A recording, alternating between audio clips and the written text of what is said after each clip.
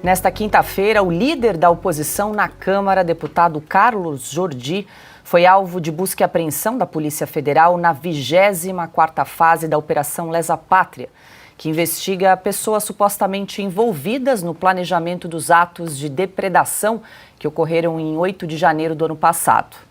As medidas cumpridas pela Polícia Federal tiveram um aval da Procuradoria-Geral da República antes da autorização pelo ministro do Supremo, Alexandre de Moraes. Logo no início desta manhã, os agentes realizaram buscas no gabinete de Jordi, em Brasília. Pouco depois, o parlamentar se pronunciou sobre o caso nas redes sociais. Fui acordado hoje às 6 da manhã, estava dormindo com a minha filha e com a minha esposa, e fui acordado com um fuzil no rosto pela Polícia Federal. Eu não sabia o que era, tive aqui o mandado, né? Eles me deram uma cópia, petição 11986, eu desconheci o que era, eles estavam buscando arma, celular, tablet, e pegaram, eu falei onde estava a minha arma, pegaram meu celular, tentaram buscar outras coisas que pudessem me incriminar, mas não encontraram nada. E eu não sabia realmente o que era, até ter acesso agora aí a todas as notícias que estão circulando, falando sobre a questão do 8 de janeiro. Assim, é inacreditável o que nós estamos vivendo. Esse mandado de busca e apreensão, que foi determinado pelo ministro Alexandre de Moraes, isso aí é a verdadeira constatação de que nós estamos vivendo uma ditadura. E ainda hoje nós teremos uma entrevista com o deputado Carlos Jordi, aqui em Oeste Sem Filtro.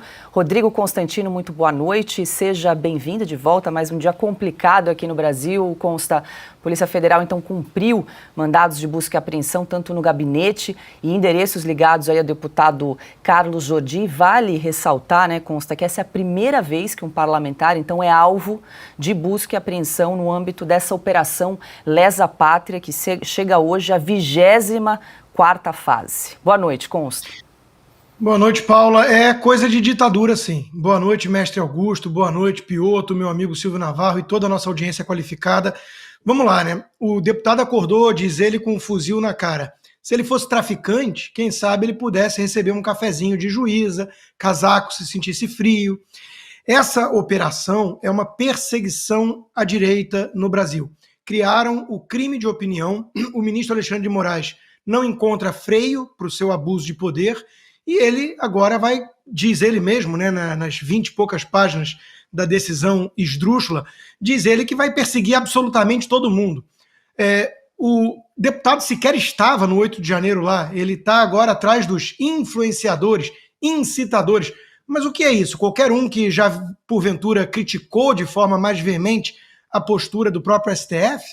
Isso é ataque antidemocrático? Isso incitou a baderna e a arruaça, que não foi tentativa de golpe, coisa alguma, segundo o próprio ministro da Defesa do governo Lula, né?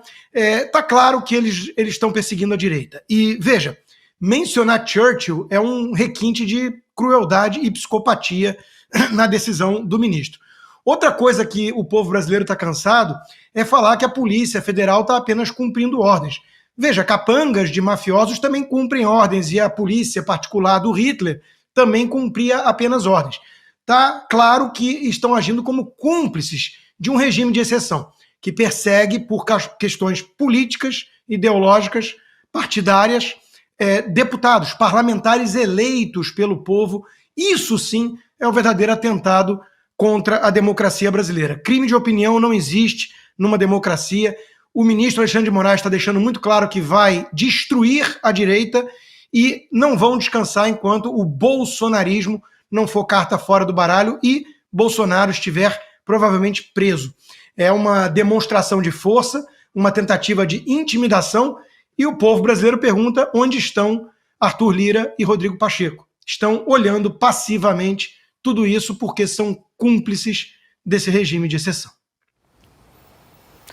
Boa noite, Silvio Navarro. Nós vamos comentar bastante a respeito desse caso do deputado Carlos Jordi, mas queria trazer aqui para a gente conversar um pouco sobre essa operação Lesa Pátria que chega agora a 24ª fase. Você essa semana, inclusive, escreveu um artigo para a revista Oeste, se a gente puder, inclusive, exibir aqui na tela, né? Quem financiou o tumulto do 8 de janeiro, para a gente conversar um pouco sobre essa operação, Silvio, que teve início em 20 de janeiro de 2023, né? Já foram 97 pessoas presas provisoriamente. E o que foi encontrado até agora, né, Silvio? Essa pergunta, um ano já de operação, de casas que foram invadidas, que foram objeto de busca e apreensão da Polícia Federal, a mando do STF, a mando do relator, ministro Alexandre de Moraes. Que balanço que a gente faz aí de um ano dessa operação Lesa Pátria, do qual Carlos Jordi hoje foi alvo? Boa noite, Paula, querida. Boa noite, meu amigo Rodrigo Constantino Piotto, Augusto Nunes, meu irmão. Boa noite para quem nos acompanha. Bom, esta pergunta, o que foi encontrado até agora pela Operação Lesa Pátria, 24ª fase, é a mesma pergunta que os advogados das pessoas envolvidas, presas de forma cautelar ou que de alguma forma têm bloqueios de contas bancárias, redes sociais, fazem, porque eles não têm acesso. São informações sigilosas. É uma operação que corre há um ano em segredo no gabinete do ministro Alexandre de Moraes sobre o 8 de janeiro de 2023. Paula, eu acho que depois da 24ª fase, ocorrida hoje pela manhã, não é exagero afirmar que nós vivemos o momento mais crítico desde a redemocratização do país. Esse é o momento mais grave para a nossa democracia desde a redemocratização. E por quê? Porque o artigo 53 da Constituição não vale mais nada. A inviolabilidade do mandato parlamentar não existe mais no Brasil. Do contrário, a Polícia Federal não entraria nos gabinetes. Aliás, cadê o presidente da Câmara dos Deputados, Arthur Lira? Já fica a pergunta desde já. Onde ele está? Ele já se manifestou? Cadê o presidente do Congresso Nacional, senhor Rodrigo Pacheco? Onde ele está? Ele já se manifestou? A Polícia Federal agora pode entrar a mando de um ministro numa decisão monocrática do Supremo Tribunal Federal, a hora que quiser no Congresso Nacional, entrar, levar computadores do Poder Legislativo. Os presidentes das duas casas legislativas sabiam. Eles sabiam o motivo, eles sabiam que o deputado Carlos Jordi, que tem foro privilegiado, e talvez seja por isso que ele esteja sendo arrastado para esse inquérito do dia 8 de janeiro. É preciso ter alguém lá com foro de prerrogativa para que a investigação prossiga na Suprema Corte, porque as outras centenas de pessoas que foram presas e que continuam presas com tornozeleira eletrônica não têm foro de prerrogativa, portanto, ele não é o juiz da causa, não é o juiz de direito. Mas é preciso envolver, então, alguém que tenha foro parlamentar. Mas a pergunta que fica é, depois de um ano... Olha, eu vou finalizar essa primeira rodada aqui, Paula, mas eu não sei aonde o ministro Alexandre de Moraes quer chegar. Mas, de fato, o discurso dele, assim como em pouquíssimas palavras eu resumo aqui o que ele disse no despacho para a Polícia Federal, aspas... Absolutamente todos, em letras maiúsculas, serão responsabilizados civil, política e criminalmente pelos atos atentatórios à democracia, ao Estado de Direito e às instituições, inclusive pela dolosa conivência por ação ou omissão, motivada pela ideologia, dinheiro, fraqueza, covardia, ignorância, má-fé e mau caratismo. E ainda diz que não vai buscar o apaziguamento do país. Onde é que ele quer chegar? O Brasil precisa sair do dia 8 de janeiro de 2023. Aliás, talvez os brasileiros já tenham saído de lá. O ministro Alexandre de Moraes permanece estacionado nessa data. Isso não faz bem ao país. Não faz bem. Ele não quer a paz. Bem colocado, Silvio. Nós vamos trazer outros trechos aí da decisão do ministro Alexandre de Moraes para a gente comentar aqui no programa. Adalberto Piotto, muito boa noite. O pessoal aqui no chat está se manifestando, está pedindo cadê a reação do Congresso, cadê Arthur Lira, cadê Rodrigo Pacheco, diante do que tivemos, do que acompanhamos no dia de hoje nessa operação da Polícia Federal. E vale lembrar que o ministro Alexandre de Moraes, além de determinar os mandados de busca e apreensão, também determinou a quebra de sigilo telefônico e telemático dos dispositivos que foram apreendidos na casa e no gabinete do deputado Carlos Jordi, celulares e também computadores. Boa noite, Piotto. Paula, boa noite. Silvio, Augusto, Constantino, a todos vocês que nos acompanham. O Silvio faz uma menção extremamente importante. O artigo 53 da Constituição Federal, que diz: os deputados e senadores são invioláveis, civil e penalmente, por quaisquer de suas opiniões, palavras e votos. É um artigo constitucional. Eu me junto às pessoas todas que estão se perguntando, cadê a reação? Não somente, aliás, primeiramente, do presidente do Congresso, porque o deputado é um congressista, e do presidente da Câmara, porque é o presidente dos deputados como um todo. Então eu estou falando de Rodrigo Pacheco e de Arthur Lira. Mas mais que isso, é absolutamente visível, claro, cristalino, que nós estamos com cara de regime de exceção. Não é o ambiente democrático pacificado que esse país viu ser construído no longo dos anos 80, de forma muito clara, deixado cristalino igualmente pela Constituição, que todas essas pessoas que ocupam o poder hoje se beneficiaram desse ambiente democrático brasileiro, inclusive com uma série de excessos, inclusive depredação, que não chegaram a uma parte do que a gente está vendo agora. Bom, mas aí eu vou recorrer a uma expressão que se usou muito depois do regime militar, sobretudo por grupos mais à esquerda. É uma expressão que eu particularmente acho perniciosa, mas vamos lá: sociedade civil organizada. Ela está excluindo quem? Os militares, por isso que ela chama de civil, mas tudo bem, vamos tomar pelo valor de face. Sociedade civil organizada. Então, cadê a manifestação da OAB? Ou a OAB acha absolutamente normal o que está acontecendo no país? Inquéritos sigilosos, que não tem fim, um ministro com decisões monocráticas que manda invadir um gabinete de um parlamentar. Não é a primeira vez que isso acontece. Cadê a ABI, a Associação Brasileira de Imprensa? Eu estou reunindo só essas duas, porque essas duas têm, eu pelo menos li na história, eu nasci nos anos 70, cresci nos anos 80 e me formei jornalista nos anos 90. Então, a ditadura, para mim, eu aprendi pela história, com pessoas que me contaram. E essas duas instituições foram extremamente importantes na luta contra a ditadura. Bom, vamos lá. E também depois, em fatos já democráticos e operações para manter a democracia contra a corrupção, o impeachment de Fernando Collor, por exemplo. Mas cadê, por exemplo, Fiesp, FIENG, FIERJ, FIRJAN, a CNI, a Confederação Nacional da Indústria, FEComércio, os ex-ministros do Supremo Tribunal Federal, os outros atuais ministros do Supremo Tribunal Federal? Toda essa gente acha tudo isso normal? Não acha que o país está tendo um retrocesso institucional, um retrocesso pior, constitucional, o que é uma expressão que não existe, retrocesso constitucional. Constituição ou se segue ou derruba-se.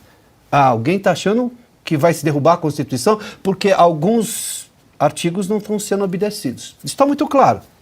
Então a tal da sociedade civil organizada vai dizer o quê? Os empresários todos, que eu tenho citados com muita frequência, até porque eles têm acesso ao poder, não vão se manifestar, acham que esse é o processo normal que o Brasil merece, depois de tanto esforço, e aqui eu vou dizer ao longo, pelos meus 51 anos, de todos os que me antecederam na história desse país e que me legaram a democracia, essas pessoas não vão dizer absolutamente nada, porque eu vou continuar defendendo a democracia, a Constituição, o Estado Democrático de Direito, o direito à ampla defesa. Agora, e essas pessoas vão ficar silentes assim?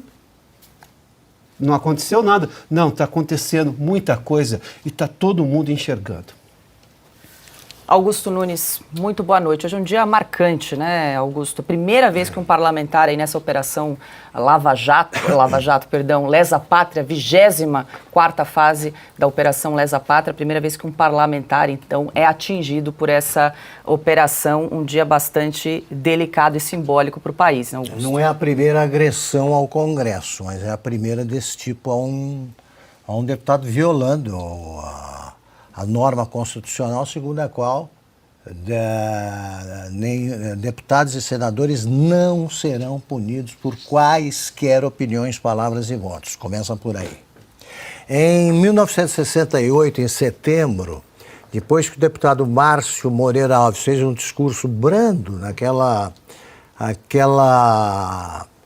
a parte da sessão da Câmara em que tem aqueles discursos rápidos de 5 minutos, né? Eu não me lembro. É uma espécie de pequeno expediente. Pequeno expediente. Tá? Ele fez um discurso dizendo que os brasileiros, em protesto contra o regime militar e tal, as brasileiras não deveriam dançar com os cadetes, né? Alguma coisa, ele trouxe até a recomendação para não namorar estudantes de colégios militares, uma coisa branda. O governo militar, os radicais, a direita não, os extremistas, eram de direita, eram radicais e pouco afeitos à liberdade. Esse grupo pediu licença ao Congresso para processar o Márcio Moreira Alves. Eles detinham o poder, não havia dúvida, mas eles pediram licença. Recusada a licença, eles tiveram de decretar o AI-5. E aí sim, o Congresso foi dissolvido, então eles até estavam em busca de um pretexto e tal. Mas nem os generais que estavam no poder desde 64 ousaram violar essa tradição constitucional, né? Norma, está em todas as constituições, aliás, nem precisaria. Não pode punir deputado que representa o povo pela emissão de qualquer opinião. Ponto. Nesse caso, ele fez pior, o Alexandre. Ele nem pediu licença, ele já foi logo tratando um deputado como um criminoso, um representante do povo. E, de novo, né, com essa conversa aí de ordem devida, né? Obediência devida. A Polícia Federal cumpre ordens ilegais. Está na hora de parar também e pensar. A Polícia Federal tem que criar juízo. No Tribunal de Nuremberg, eu vi outro dia um bom documentário aí, com fitas inéditas que foram gravadas durante o julgamento dos líderes nazistas. Todos. Por que você fez isso? Porque Hitler mandou. Acabaram na forca. Não estou brincando com forca, não, como faz o ministro Moraes. E nem recomendando nada. Estou dando um exemplo. Essa teoria é furada. Ordem ilegal não se cumpre. É bom que a polícia pense nisso. Agora eu faço uma pausa para dar boa noite, Paula, nossa chefe, Silvio, meu irmão, meu vizinho, compadre aqui, Piotr, meu amigo querido Constantino, e só complementar da seguinte maneira. O que ele fez provoca a imediata reação do Poder Legislativo. Imediata, eles têm de se reunir com urgência para proibir isso aí e começar o regresso à ordem constitucional. Depois dessa, eu não vejo o que mais pode fazer o ministro Alexandre de Moraes, além de assumir formalmente a presidência da República. Nós já temos, representando o Brasil em Davos, nós somos o único país que tem um ministro do Supremo em Davos representando. O quê? Ele está representando o judiciário, está no lugar errado. Está passeando, está errado. Falando em nome do Brasil, não teve um voto. Não teve um voto, está falando em nome de ninguém. Em meu nome ele não fala, não me representa, não representa ninguém. Agora, se o Congresso continuar de joelhos e não reagir, então é bom acabar com essa brincadeira de que todos os poderes são iguais, reconhecer que o timão da toga é mais igual que os outros e, portanto, manda no Brasil, com a conivência e a cumplicidade do Lula, até porque, ainda que o Lula não gostasse disso, ele não pode se voltar contra quem é responsável pela sua libertação ilegal também. Então, ou o Congresso fica de pé, ou vai ficar de joelhos para sempre.